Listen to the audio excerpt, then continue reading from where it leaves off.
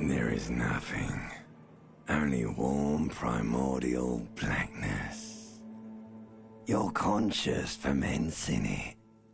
No larger than a single grain of malt. You don't have to do anything anymore. Ever. Never, ever.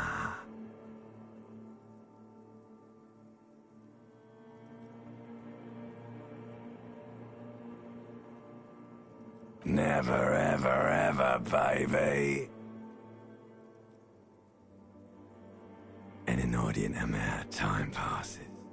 It is utterly void of struggle. No ex-wives are contained within it.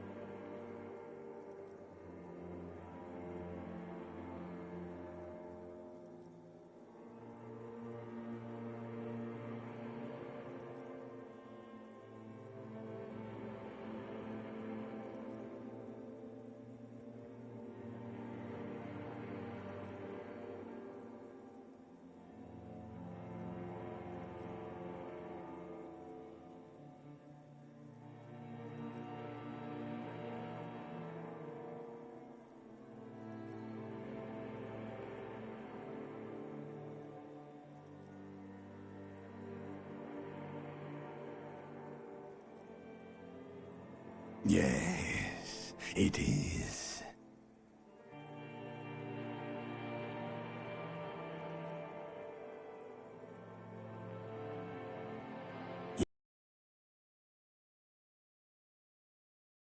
Nothing upon nothing. Coming right up, sir. Smooth passage.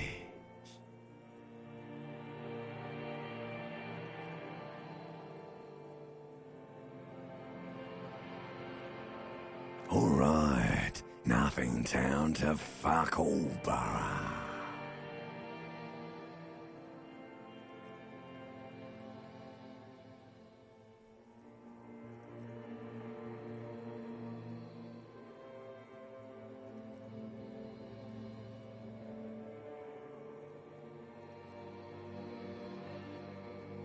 Do you want me to upgrade that to a one-way trip, sir?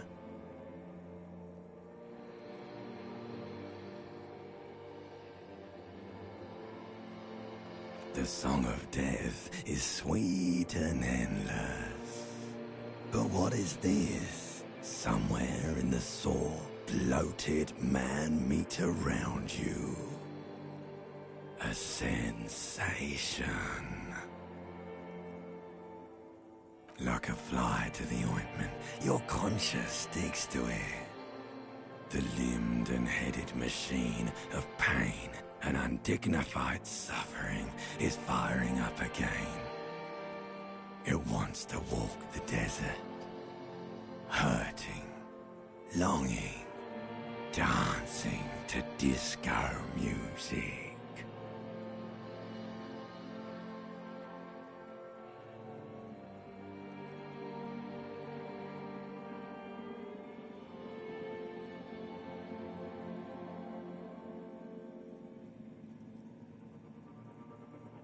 The stench of liquor rises from your mouth, and with it, an ungodly headache.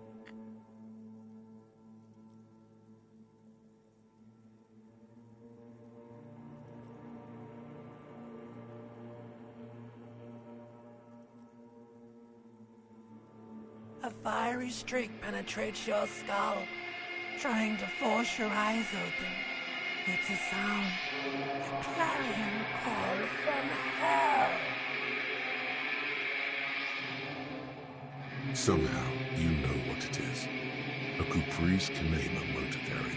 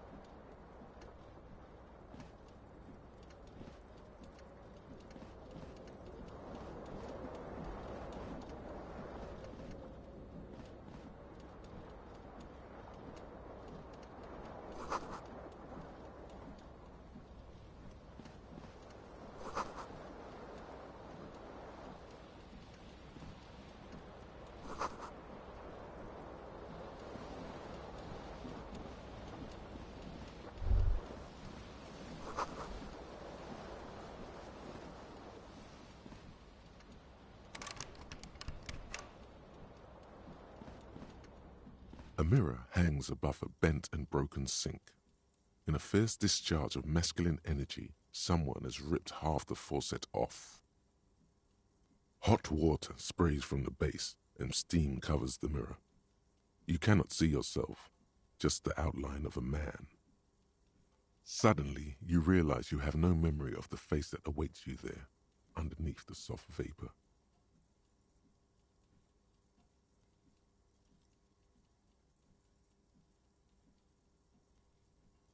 Really, all recollection of the person you are, the people in your life, and even the world you're in has drowned in a sea of blood alcohol. This was no mere night of drinking.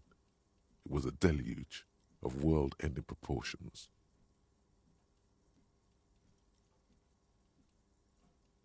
As you slowly reach your hand towards the surface of the mirror,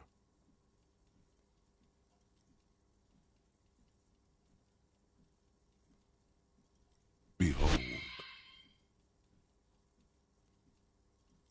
you have no idea who this thing is, do you?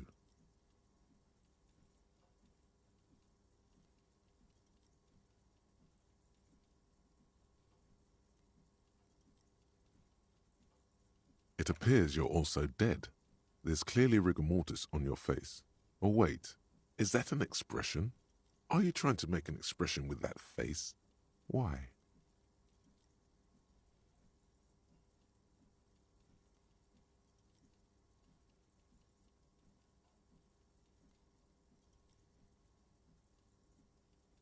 Please stop.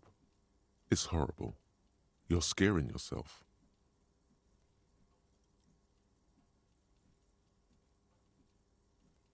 Oh my God. You can't stop. It's like it's not even voluntary anymore. You have worn that grin into your face and now it won't come off. What does it even mean? What is the emotion you're trying to convey?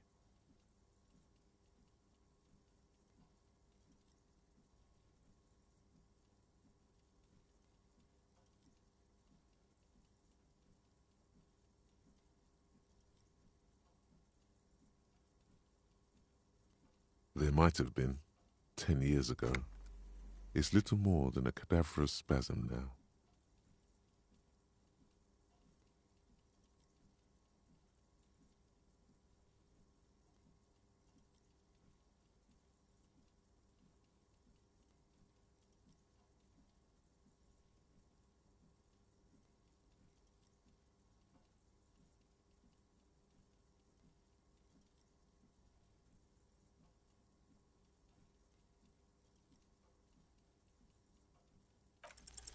It belongs in the new, the third decade of the current century.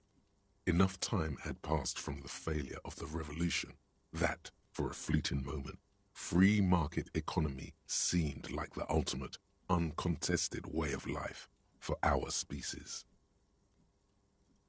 Things were good. It was smooth sailing.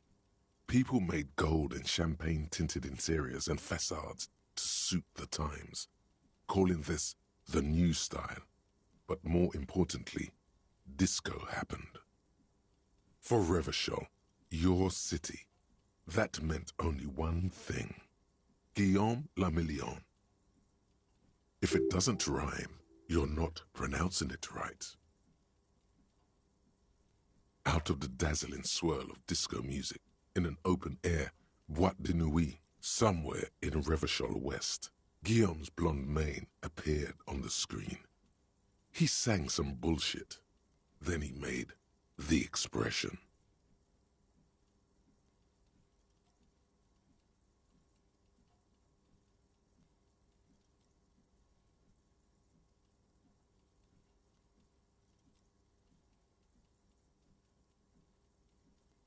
You have some understanding of the near history of disco. The rest is darkness, aside from the useless fact that the motor carriage outside was a caprice cinema.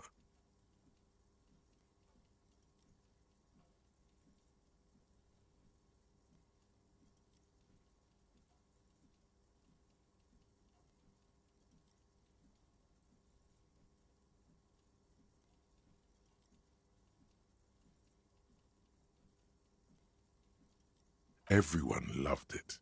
Maybe you thought some of the stardust would rub off on you. Maybe it did. Either way, it's all gone now. Only the grimace remains. The click is used to spur on a horse. It also features heavily in Guillaume le Million's regional mega hit, Don't Worry, Your Pretty Little Head. Some 20-odd years. There is a vast ocean of time between right now and the expression, looking good on you, or anyone. Humanity has run aground in that time. It's a different world now. The expression is a relic. It doesn't have to be. You can swoon over Guillaume and his champagne-corked smile whenever you want to. Maybe some of the stardust will return.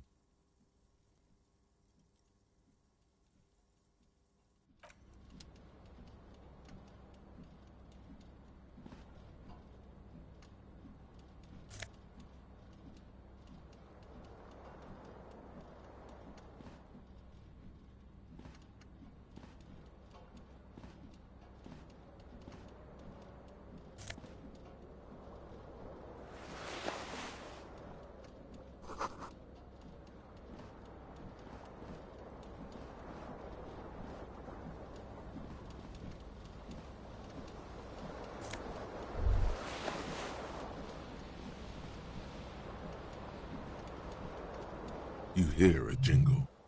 Keys are clinking in the pocket of your flare-cut pants. It says, whirling in rags, on the aluminium keyring. There is a single key on the ring. The number 1 is etched on it. It should open the door. The Whirling in Rags is a hostel cafeteria on the urban coast, frequented by dock workers.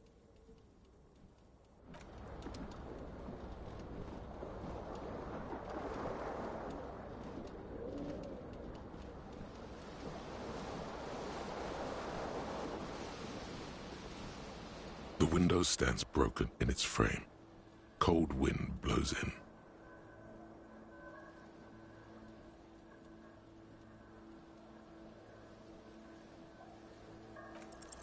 The shards face outward. Whatever broke this window came from the inside. A fine web of scarring covers the back of your right hand, but none of it is recent. More likely a projectile than a held object.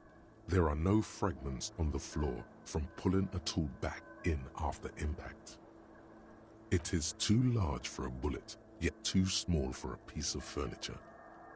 You're looking for something heavy and larger than your fist, like the green shoe that's on the hat rack in the corner, which, coincidentally, is missing its friend. Congratulations, you smashed the window with your own shoe. Now you only have one. If you're lucky, you can still find the other on the balcony. A cool wind gushes in. Your toes curl up from the cold.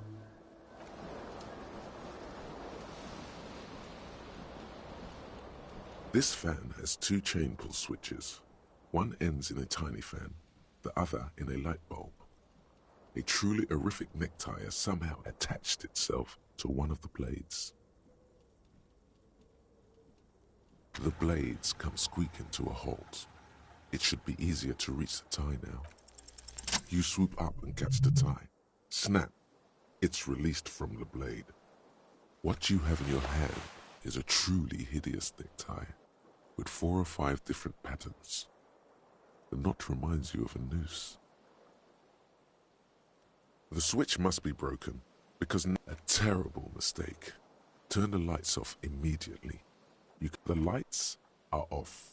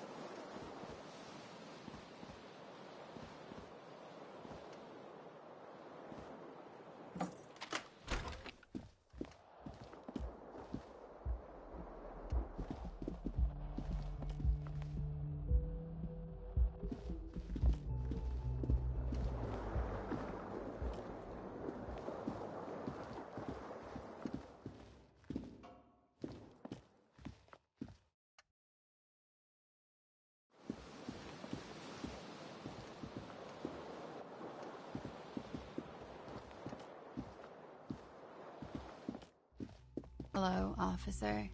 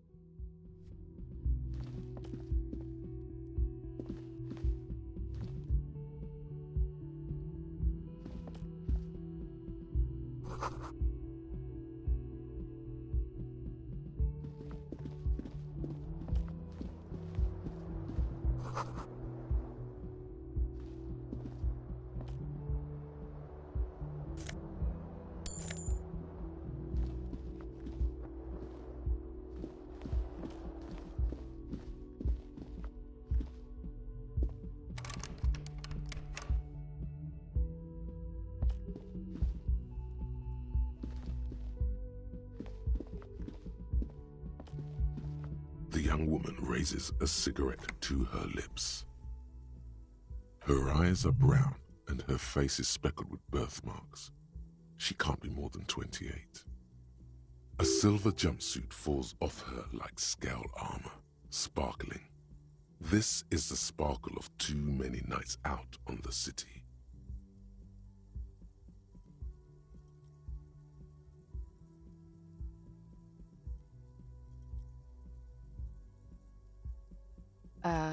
No.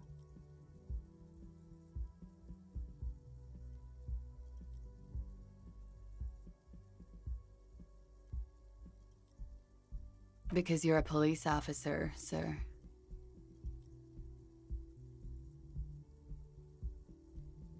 I am, yes. Unless you've been feeding us a set of very well-rehearsed lies all this time. You've been here for 3 days. On official police business, no less. Couldn't say. In truth, so far, mostly drinking. You have no doubt about the drinking. But do you strike yourself as a tight-lipped drunk? She must have heard something.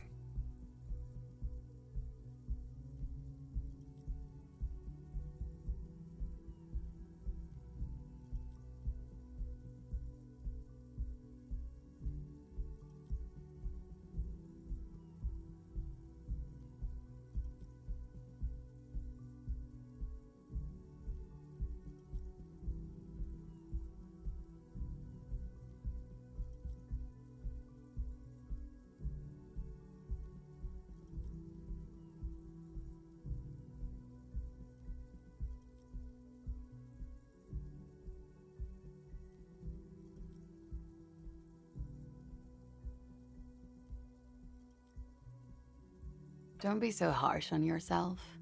They let almost anyone be a police officer.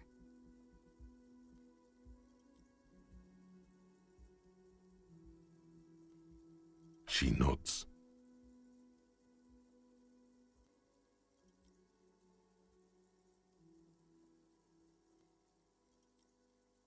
There's a mercenary out back. He's been hanged. The body has been there for a week now. The locals probably got tired of it and called the cops. I didn't mean to overwhelm you with information. You seem a bit lost, officer. Could it be because of the drinking? She hasn't had time to put her makeup on. This is her morning cigarette. She looks tired, her beauty waning faster than it ought to at her age.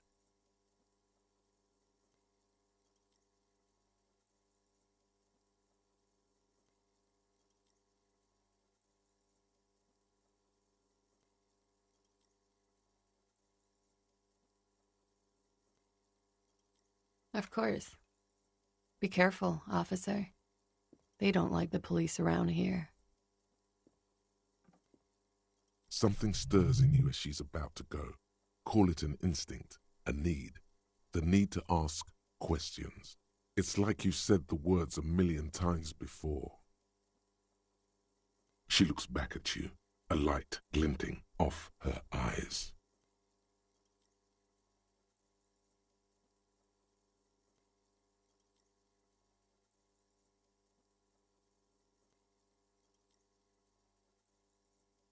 You're a cop, Harry. It is unnatural of you not to want to ask questions. Yes.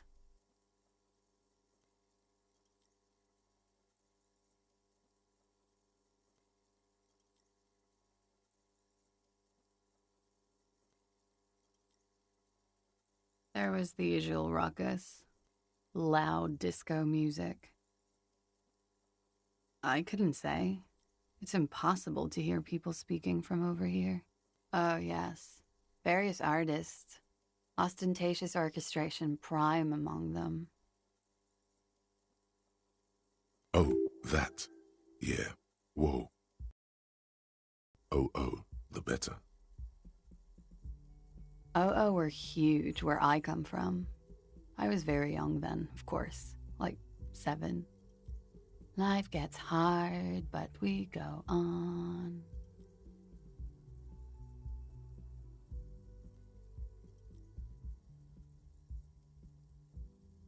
I don't know about that. At around 2 o'clock, the disco stopped, and there was a change of pace. A slow, sad song started playing, like organ music on repeat. That went on for quite a while. Some of the time, you were yelling along to it.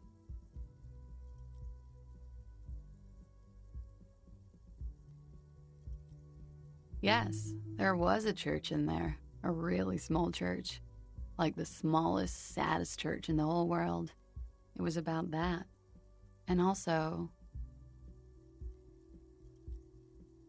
that it doesn't matter anymore and that we're alone now. It was difficult to tell. The song itself was very quiet and soft, but you sounded like a winded boar, sir. It was hard to understand what you were singing on top of it.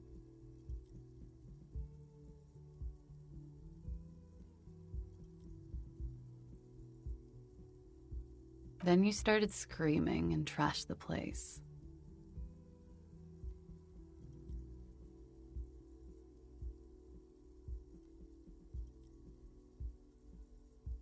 No, it didn't sound like there was a fight. It sounded like someone was trashing their room. A window was smashed. The tape player, probably. The song stopped. And furniture, too. A real destructathon. There was screaming. Then I think you passed out.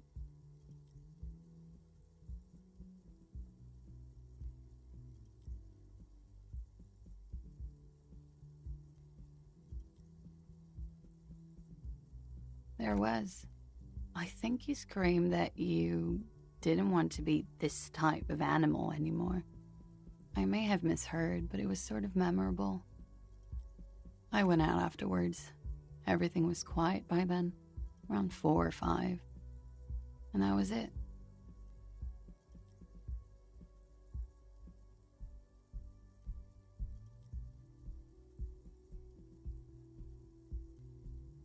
You're in a hostel, sir. We are in Revachol. Revachol is the disgraced former capital of the world, divided into zones of control under foreign occupation. Half a century after a failed world revolution, she is central to our moment in time.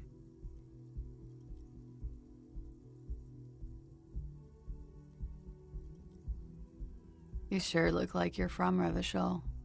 Revachol parties. Her accent suggests she is not from around here. She's from Aranye, another part of the world. The dock workers are pretty cocky. They think they're police enough.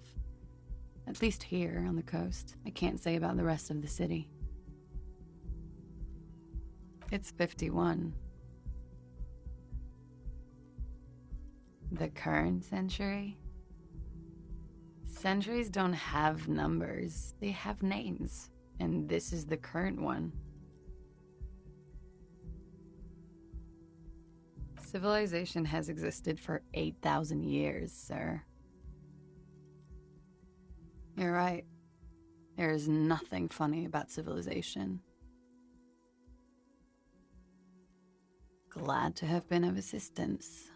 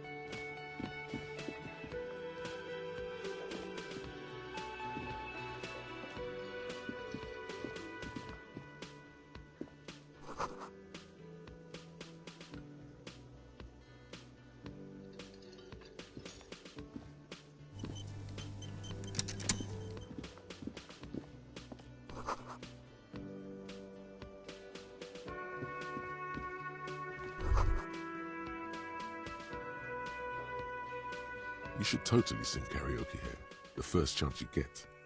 Your emotions need to be expressed. People need to know your vast, oceanic soul.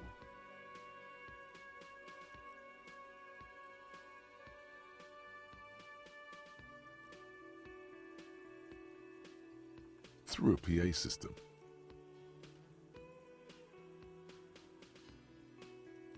By other people.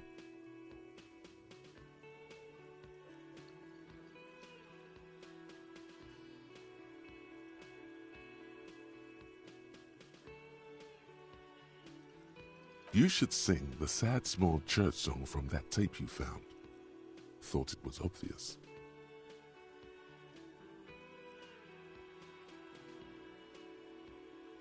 Serves them right. Wipe that smirk off their face with your sad, tragic, small church song. Who's laughing now? You would need another copy of the tape first, though. The one upstairs is destroyed. Who is mistakenly identified as a cop for his prominent jawline? Yes, sounds likely. You should probably go on stage and pose for a moment when you're done with this thought. See if it works.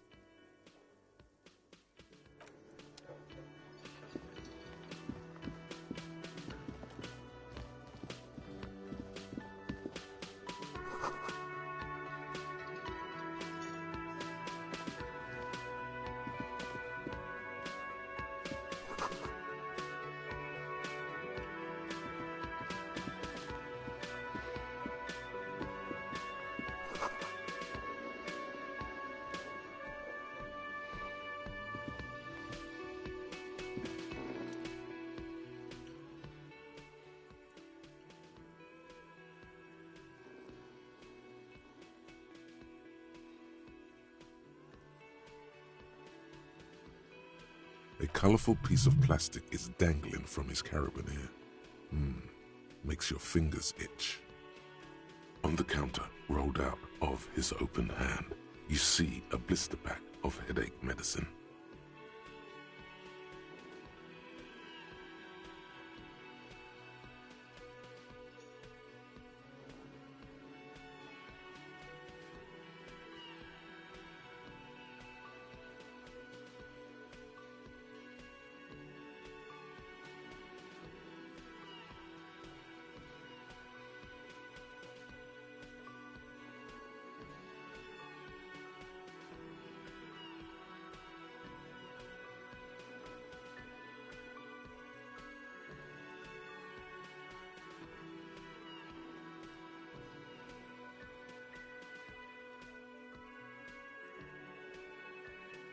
It's a dock worker's ID, doubling as a shift card and a job permit.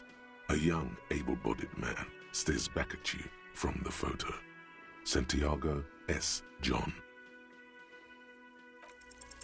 Your fingers find their way into the shackle, flicking open its spring-loaded gate.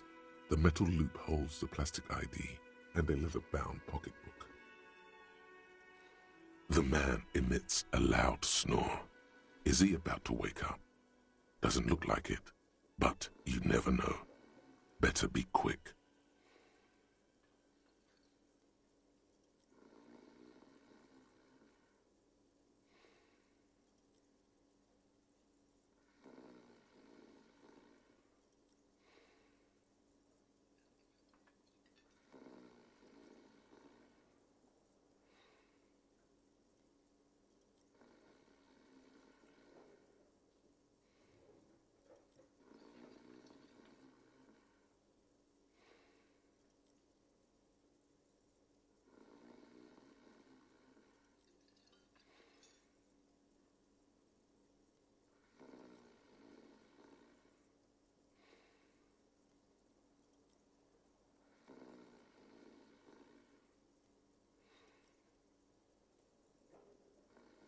You slip the plastic ID card out of the loop and pocket it. Just for the record, you look nothing like the man on the document. You find a black paper note with a woman's profile on it. Seems like this woman lived centuries ago. The note says, 5 real. It feels nice and greasy. The sleeping dock worker has little to say about your actions. He remains silent.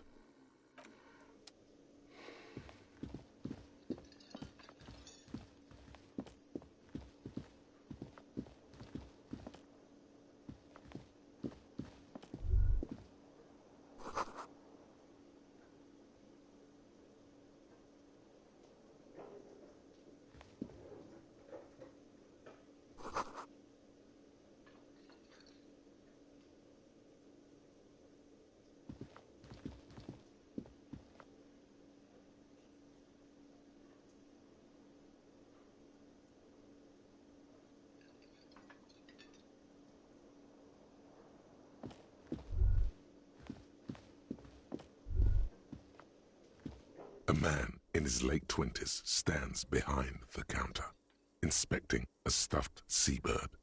As you approach, he gives you a sideways glance, then looks down again. Everything is cool between you and this guy. He's a big fan. Make some small talk.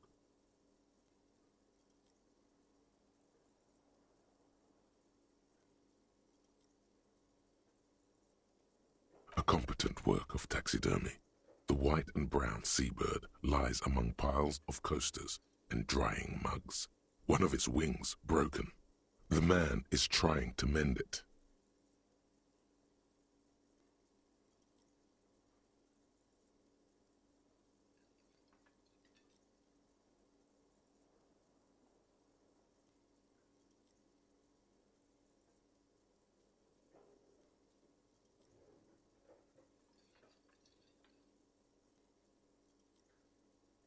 Looks like the bird was ripped off the shield that was used to mount it, most likely on a wall. This is the great skua. The seabird is the symbol for the discovery of the Insulindian Isola, the part of the world you are in right now. The small steel tag says as much. The great skua, Stegosaurus skua.